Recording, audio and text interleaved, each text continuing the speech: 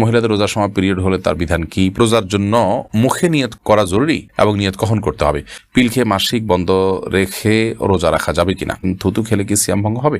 বোন তার ঋণগ্রস্ত ভাইকে যাকাত দিতে পারবে কিনা? রোজা রেখে পেস্ট দিয়ে ব্রাশ করলে কি রোজা ভেঙে যাবে? সাহারি না খেলে রোজা হবে কিনা? স্বপ্নদোষ হলে কি রোজা ভেঙে যায়? রোজা রেখে হস্তমৈথুন করে ফেললে বিধান কি? গোসল ফরজ হলে সে অবস্থায় সাহারি খাওয়া যাবে কিনা? গর্ভবতী নারীর রোজা না রাখার সুযোগ আছে কিনা? দাঁতের মাড়ি থেকে পুজ এবং রক্ত নির্গত হলে কি রোজা ভঙ্গ হবে? উযু করার পরে হাঁটুর উপর কাপড় উঠলে কি উযু ভেঙে যাবে? রোজা রেখে ভিডিও গেম বা দাবা লুডু খেলে সময় পাস করলে গুনাহ হবে কিনা? রোজা রেখে নাক কানের চোখে ড্রপ ব্যবহার করার বিধান কি?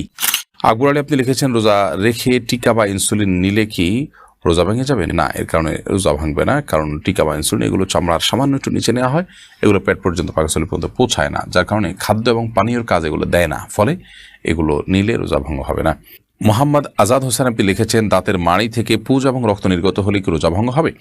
দাঁতের মাড়ি থেকে পুজ এবং রক্ত নির্গত হলে রোজা ভঙ্গ হবে না, তবে সেটা যদি আপনি গিলেন এবং খেয়ে পড়েন ইচ্ছাকৃতভাবে, তাহলে সেক্ষেত্রে সেটি রোজা ভঙ্গের কারণ হবে। আর থুতুর সাথে আপনার ইচ্ছার বাইরে সামান্য কিছু যায়, যেটা আপনার নিয়ন্ত্রণের বাইরে, সেটা কারণে রোজা ভঙ্গ হবে না। তবে অবশ্যই পুজ রক্ত এগুলো বের হলে আপনাকে ফেলে দিতে হবে। এরপরে আব্দুল করিম আপনি লিখেছেন, সাহারি না খেলে রোজা হবে কিনা?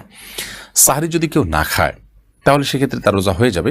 কোনো কারণে সাহারি খেতে উঠতে পারেন নাই, অথবা আপনি সাহারি খানই নাই, তাও রোজা হয়ে যাবে। নবী করিম সাল্লাল্লাহু আলাইহি ওয়াসাল্লাম নফল রোজার ক্ষেত্রে বিশেষ করে সকালেও যেহেতু নিয়ত করা যায়, নবী সাল্লাল্লাহু আলাইহি ওয়াসাল্লাম এরকম হয়েছে যে একবার রাতে তো খাননি, সকালে দিনে একটা বড় অংশ পার হয়ে গেছে, তিনি তখন বলেন ঠিক আছে তাহলে আমি রোজাদার। তারা বোঝা গেল সাহারি না খেয়ে রোজা রাখা যাবে, কিন্তু সাহারি খাওয়াটা সুন্নাহ। নবী করিম সাল্লাল্লাহু আলাইহি ওয়াসাল্লাম বলেছেন, তাসাহহারু ফাইন্না ফিস সাহুরি বারাকা, তোমরা সাহারি খাও কারণ সাহারির খাবার মধ্যে বারাকা রয়েছে। বিজন্য সাহারি খাওয়াটা সুন্নাত, কিন্তু না খেলে রোজা হবে না, ব্যাপারটা সেরকম না। আলামিন আপনি লিখেছেন, রোজা রেখে পেস্ট দিয়ে ব্রাশ করলে কি রোজা ভেঙে যাবে? না, এর কারণে রোজা ভেঙে যাবে না। বিশেষ করে যখন পেস্ট আপনি গিলবেন না ইচ্ছাকৃতভাবে, তখন রোজা ভাঙবে না। যদি ইচ্ছাকৃত গিলেন তাহলে সেক্ষেত্রে রোজা ভেঙে যাবে। পেস্টের কিছুটা স্বাদ যদি আপনার জিহ্বাতে থুতুর সাথে পেটে যায় তাহলে সেক্ষেত্রেও রোজা ভাঙবে না। তবে আপনি পেস্ট যাতে কোনোভাবে ভিতরে না যায় তার জন্য বারবার থুতু ফেলে ব্রাশ করে কুলি করে আপনি মুখ পরিষ্কার করবেন। এরপরও যে এর গন্ধ, ঘ্রাণ ইত্যাদি বা স্বাদ ইত্যাদি আপনি গলার দিকে অনুভব করতে থাকেন বা সেটা যদি আপনার ভিতরে প্রবেশ করে, তাতে রোজা ভাঙবে না। অতএব পেস্ট দিয়ে ব্রাশ করলে রোজা ভাঙবে না। তবে রোজা অবস্থায় পেস্ট দিয়ে ব্রাশ না করে দিনের বেলা বিশেষ মেসওয়াক করাটা হলো সুন্নাহ, আর ব্রাশ করতে চাইলে পেস্ট দিয়ে সেটা সাহারি খাওয়ার আগে করাটাই হলো অধিকতর উত্তম, কারণ ওলামায়ে কেরাম এটাকে মাকরুহ বলেছেন। মাসুম আহমদ আপনি লিখেছেন, রোজা রেখে হস্তমৈথুন করে ফেললে বিধান কি? রোজা রেখে হস্তমৈথুন যদি কেউ করে ফেলেন তাহলে তো রোজা ভেঙে গেল। আল্লাহ মাফ করুন, তার ইস্তেগফার করতে হবে, তওবা করতে হবে, আল্লাহর কাছে মাফ চাইতে হবে এবং এ রোজা পরবর্তীতে রেখে দিতে হবে। ফুকাহা হানাফের মধ্যে এই রোজার পাশাপাশি একটি কাজার সাথে 60টা কাফারা এটার সাথে আদায় করতে হবে, তারপর সে দায়মুক্ত হবে এবং আল্লাহর কাছে এর জন্য আলাদা করে ক্ষমা চাইতে হবে, ইস্তেগফার করতে হবে। মাজহারুল আলম লিখেছেন, রোজা রেখে নাক কানের চোখে ড্রপ ব্যবহার করার বিধান কি? দেখুন, যে অঙ্গে ব্যবহার করলে সেটি আপনার কন্ট্রোনালি হয়ে ভেতরে প্রবেশ করে সে অঙ্গে ব্যবহার করা জায়েজ নয়। যেমন নাকে আমরা যদি ড্রপ দিই তাহলে সেক্ষেত্রে অবশ্যই সেই ড্রপ আমাদের ভেতরে যাবে, সর্বসম্মতিক্রমে এটি এই জন্য জায়েজ নয়। চোখে যদি আমরা ড্রপ দিই সেটি আমাদের পেট পর্যন্ত যাওয়ার সম্ভাবনা নেই, যার কারণে সেখানে আপনি রোজা রেখে ড্রপ দিতে পারেন। আর যদি কানে ড্রপ দেন সেটা আমাদের ভেতরে যাওয়ার সম্ভাবনা আছে, সেজন্য অ্যাভয়েড করতে পারলে ভালো। রিয়াজউদ্দিন লিখেছেন, রোজা রেখে ভিডিও গেম বা দাবা লুডু খেলে সময় পাস করলে গুনাহ হবে কিনা? রোজা রেখে যদি আপনি এগুলো করেন তাহলে সেক্ষেত্রে আপনার রোজাটা হালকা হবে এবং রোজার মান নষ্ট হবে, রোজার কোয়ালিটি কমে যাবে, যেহেতু আপনি এমন কাজ করছেন যা সিয়ামের উদ্দেশ্যে পরিপন্থী। সিয়াম এসেছে আমাকে মুত্তাকি বানাবার জন্য, আপনি হয়তো কাজে লিপ্ত, এর কোনো ভালো মুসলমানের চরিত্র নয়, অতএব আপনি মুত্তাকি হতে পারলেন না। নবী করিম সাল্লাল্লাহু আলাইহি ওয়াসাল্লাম বলেছেন, মিন হুসনি ইসলামিল মারই তারকুহু মা লা ইয়ানি, একজন মানুষের ইসলামটা সৌন্দর্যমণ্ডিত হবে যখন সে অহেতুক অনর্থক বিষয়গুলোকে পরিহার করবে। বিধায় এগুলো পরিহার না করলে আপনার সিয়ামটা মানসম্মত সিয়াম হলো না। তবে কাগজে কলমে সিয়াম বিশুদ্ধ হয়ে যাবে যদি পানাহার এবং স্ত্রী বর্জন করে থাকেন আপনি। সাইদ গুলজার আলী আপনি লিখেছেন, অজু করার পরে হাঁটুর উপর কাপড় উঠলে অজু ভেঙে যাবে? না, অজু করার পর হাঁটুর উপর কাপড় ভেঙে উঠলে অজু ভেঙে যাবে না। তবে ইচ্ছাকৃতভাবে অন্যের সামনে এরকম করা অনুচিত, ফলস্বরূপের গুনাহ হবে। আর যদি ইচ্ছাকৃতভাবে ওদের সামনে না তোলেন, এমনিতে উঠে গেছে, তাহলে সেক্ষেত্রে আপনার গুনাহ হবে না, আর রোজা ভঙ্গ হবে না, কারণ এটা রোজা ভঙ্গের কোনো কারণ নয়।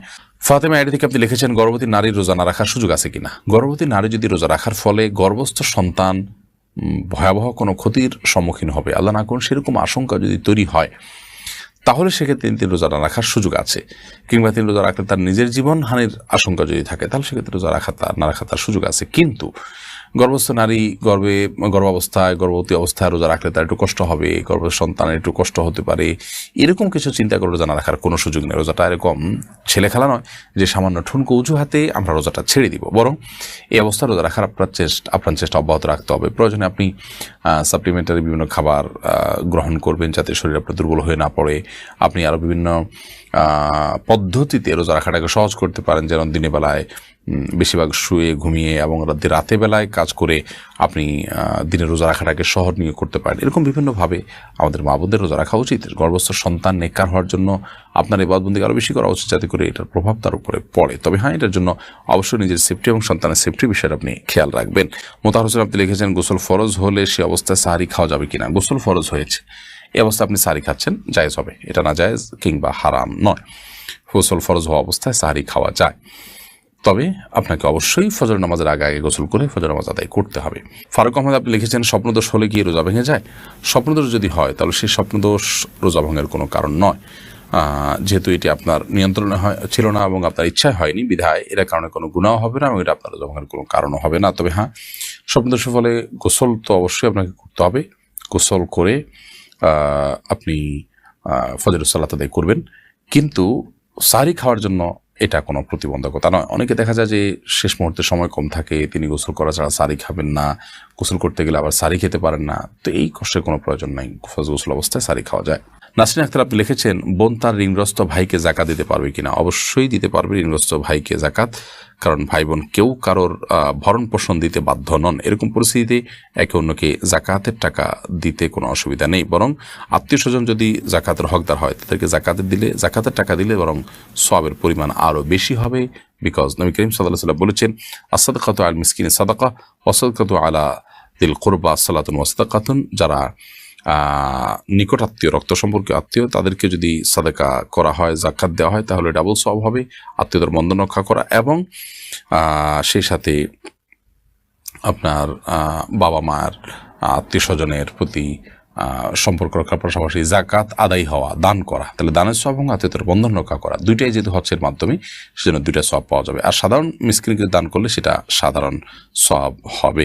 পিল খেয়ে মাসিক বন্ধ রেখে রোজা রাখা যাবে কিনা? যাবে, যদি আপনার শরীরে কোনো ক্ষতিকর কোনো কিছু এর কারণে না হয়, সাইড এফেক্ট যদি ক্ষতিকর কিছু না থাকে, তাহলে সেক্ষেত্রে আপনি পিল খেয়ে রোজা মাসিক বন্ধ রেখে আপনি রোজা রাখতে পারেন। তবে আল্লাহ তাআলা স্বাভাবিক নিয়মের পর ছেড়ে দিতে পারে, বেশি ভালো। ফরিদুল হক আপনি লিখেছেন, রোজার জন্য মুখে নিয়ত করা জরুরি এবং নিয়ত কখন করতে হবে? রোজার জন্য মুখে নাওয়াইতু নাসুমা গাদান এরকম করে নিয়ত করা জরুরি নয়, না এটি কোনো সুন্নাহ দ্বারা প্রমাণিত। নবী করিম সাল্লাল্লাহু আলাইহি ওয়াসাল্লাম বা সাহাবীরা কেউ রোজার নিয়ত মুখে এরকম কোনো গদবাদা কোনো দোয়া পড়ে করেছেন বলে কোনো প্রমাণ পাওয়া যায় না।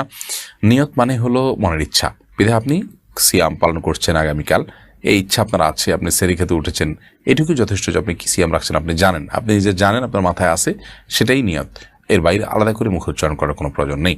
ফেরদাউস আহমেদ আপনি লিখেছেন, মহিলাদের রোজার সময় পিরিয়ড হলে তার বিধান কি? পিরিয়ড হলে তিনি রোজা রাখবেন না, তিনি বলে পিরিয়ড হলে ওই দিনটার রোজা তাকে কাজা করতে হবে, এবং তিনি ওই অবস্থা জিকির, আজকার, তাসবিহ, তারপর দোয়া দুরুদ এগুলো করতে পারবেন। কোরআন তেলাওয়াত করবেন না, স্বামী সহবাস করবেন না, নামাজ পড়বেন না এবং রোজা রাখবেন না, রোজাগুলো পরে রেখে দিতে হবে।